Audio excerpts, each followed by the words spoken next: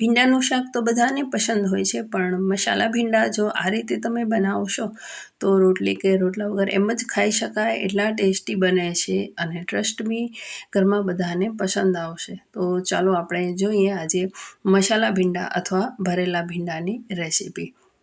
તો મસાલા ભીંડા બનાવવા માટે સૌથી પહેલાં તેનો એક સ્પેશિયલ સ્ટફિંગ રેડી કરશું। તો તે માટે ગેસ ઓન કરી અને કઢાઈ મૂકી દઈએ અને તેમાં અડધી વાટકી શિંગદાણા એડ કરી દઈએ, એટલે કે આશરે 2 મોટા ચમચા જેટલા શિંગદાણા લીધા છે અને તેને મીડિયમ આંચ પર હલાવતા રહી અને શેકી લઈએ અને ત્યારબાદ તેને એક પ્લેટમાં લઈ તેને ઠંડા થવા મૂકી દઈએ। શિંગદાણા ઠંડા થાય એટલે આ રીતે હાથ વડે ઘસી અને તેના ફોતરા દૂર કરી દઈએ।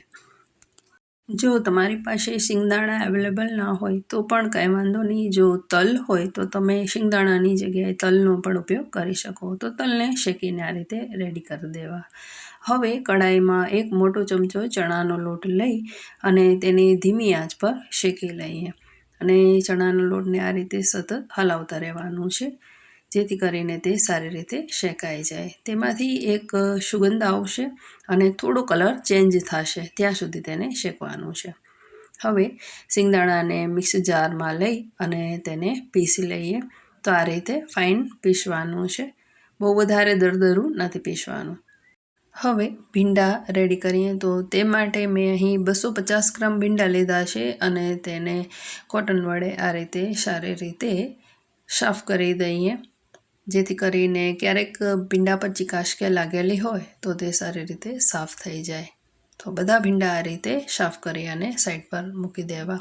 મેં અહીં લીલા મરચાં પણ લીધા છે, તો 3 નંગ લીલા મરચાં એ મોડા છે તેને પણ આ રીતે સાફ કરી અને લઈ લઈએ। તમે તમારા હિસાબે મરચાંનું વધુ કે ઓછા લઈ શકો, તીખા લીલા મરચાં પણ એડ કરી શકો। હવે ભીંડાને ઉપર અને નીચે થોડું કટ કરી અને વચ્ચે આ રીતે કાપો મૂકી દઈએ અને સાથે સાથે ચેક પણ કરી લઈએ, કોઈ ભીંડો સારો ન હોય, ખરાબ થઈ ગયો હોય તો તેને આપણે દૂર કરી શકીએ। તમે બીજા પણ અનેક શાક આ જ રીતે બનાવી શકો, સેમ મેથડથી બનાવી શકો। તમે આ રીતે ટીંડોળા કે કારેલાનું શાક પણ બનાવી શકો।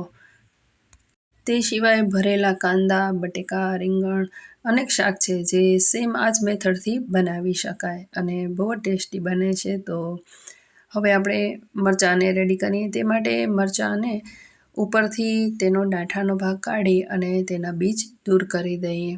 જો તમને બીજ પસંદ હોય તો બીજને રાખી શકો, તો મરચાંને વચ્ચે કાપો મૂકી શકાય, એ રીતે પણ તમે કરી શકો। થોડીક કોથમીર પણ લઈ લઈએ અને તેને પણ બારીક સમારી દઈએ। હવે તેના માટેનું સ્ટફિંગ રેડી કરીએ। તો સૌથી પહેલાં શેકેલો ચણાનો લોટ લઈ લઈએ।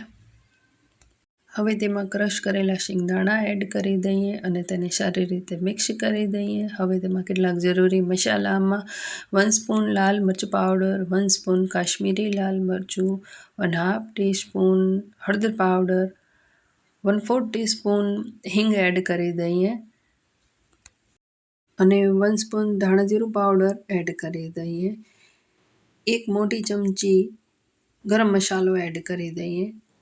ગરમ મસાલો આમાં ચોક્કસથી એડ કરવો, તેનો ટેસ્ટ બહુ જ સારો આવે છે અને મીઠું સ્વાદ મુજબ એડ કરી દઈએ। 2 ચમચી જેટલો ગોળ ક્રશ કરેલો અથવા સમારેલો લઈ અને તેમાં એડ કરી દઈએ અને હવે તેમાં 1 ચમચી જેટલો લીંબુનો રસ નીચોવી અને એડ કરી દઈએ।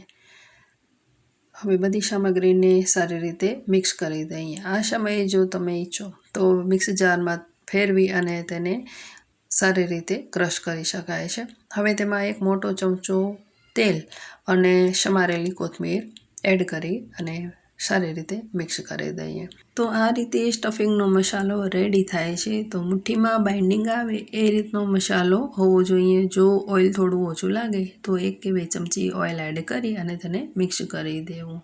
હવે તૈયાર કરેલા મસાલાને ભીંડામાં ભરી દઈએ। તો આશરે 1 ચમચી જેટલો મસાલો તેમાં ભરી અને થોડું પ્રેસ કરી દેવું, જેથી કરીને ભીંડામાં મસાલો આપણે જ્યારે તેને સ્ટીમ કરશું તો ત્યારે તેનો મસાલો નીકળી ન જાય, માટે મસાલો થોડો પ્રેસ કરીને ભરવો। આ રીતે બધા ભીંડામાં મસાલો સારી રીતે ભરી અને સાઈડ પર મૂકી દેવા અને તેવી જ રીતે મરચાંને પણ મસાલો આ રીતે ભરી અને રેડી કરી દેવા। તો સ્ટફિંગ કરવાનું કામ આ રીતે પૂરું થાય ત્યારબાદ જો આ મસાલો વધે તો તેને એક અલગ પ્લેટમાં લઈ લેવો અને તેનો આપણે આગળ ઉપયોગ કરશું। હવે આપણે તેને સ્ટીમ કરશું તો તે માટે એક કઢાઈમાં 1 ગ્લાસ જેટલો પાણી એડ કરી અને તેમાં એક ચારણી અથવા જારું મૂકી દઈએ અને ત્યારબાદ તેમાં આપણે ભીંડાને એક એક કરતાં મૂકતા જઈએ અને તેને સારી રીતે ગોઠવી લઈએ। તો અહીં એક વાતનું ધ્યાન રાખવું કે જે મસાલાવાળો ભાગ છે તે ઉપરની સાઈડ રહે એ રીતે ભીંડા ગોઠવવાના। બધા ભીંડા અને મરચાંને આ રીતે તેમાં ગોઠવી દીધા બાદ હવે તેને ઢાંકી અને 8 થી 10 મિનિટ સુધી તેને સ્ટીમ કરી લઈએ। તો બહુ ઝડપથી આ ભીંડા સારી રીતે સ્ટીમ થઈ જાય છે। 8 મિનિટ બાદ ચેક કરી લઈએ તો તે સારી રીતે સ્ટીમ થઈ ગયા છે। તો હવે તેને ઠંડા થવા મૂકી દઈએ। સ્ટીમ કરેલા ભીંડા ઠંડા થઈ જાય ત્યારબાદ તેનો વઘાર કરીએ। તો તે માટે એક કઢાઈમાં એક મોટો ચમચો ઓઇલ લઈએ અને તેમાં 1/2 ટીસ્પૂન રાઈ એડ કરી દઈએ, 1/2 ટીસ્પૂન જીરું એડ કરી દઈએ અને 1/4 ટીસ્પૂન હિંગ એડ કરી દઈએ। ત્યારબાદ સ્ટીમ કરેલા ભીંડા તેમાં એડ કરી દઈએ। બધા ભીંડા એડ કર્યા બાદ તેને હળવે હાથે મિક્સ કરી લેવા। તેને મિક્સ કરવામાં થોડી ધ્યાન રાખવી, નહીંતર તેમાંનું સ્ટફિંગ બહાર આવી શકે છે, તો થોડું હળવે હાથે તેને ઉપર નીચે કરી લેવું। હવે તેમાં વધેલો મસાલો એડ કરી દઈએ અને તેને પણ ફરી હળવે હાથે મિક્સ કરી અને ધીમી આંચ પર તેને 2 થી 3 મિનિટ સાંતળવા દઈએ। જો જરૂર જણાય તો તમે આમાં ફરી મસાલા એડ કરી શકો છો। તો મેં થોડું મરચું પાવડર, ચપટી હળદર એડ કર્યા છે અને તેને ફરી મિક્સ કરી દઈએ। તો આ રીતે મસાલા ભીંડા રેડી થાય છે। 2 થી 3 મિનિટ તે ચડી જાય ત્યારબાદ ગેસ ઓફ કરી દઈએ। તો તૈયાર છે મસાલા ભીંડા। મસાલા ભીંડાની રેસીપી તમને કેવી લાગી મને કોમેન્ટ કરજો। વિડીયો પસંદ પડે હોય તો લાઈક શેર કરજો અને રોજ નવી રેસીપી જોવા રશ્મિ પોમલ કિચનને ફેસબુકમાં ફોલો કરજો, યુટ્યુબમાં સબસ્ક્રાઈબ કરજો। આવજો।